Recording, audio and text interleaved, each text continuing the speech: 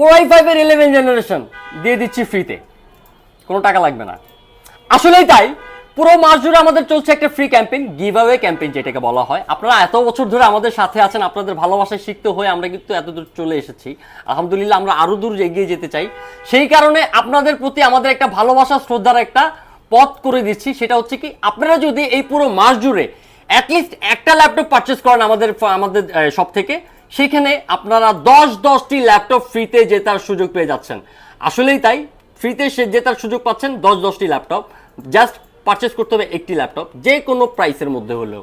আর বিস্তারিত জানতে কিন্তু আমাদের হোয়াটসঅ্যাপটাতে যোগাযোগ করবেন, বাকিটা সেখানে আমরা বলে দেবো। আমার হাতে যে ডিভাইসটি দেখতে পাচ্ছেন Core i5 এর, মানে আমি আগে মডেলটা বলে নিই, HP EliteBook 840G8 যেটাকে বলা হয়।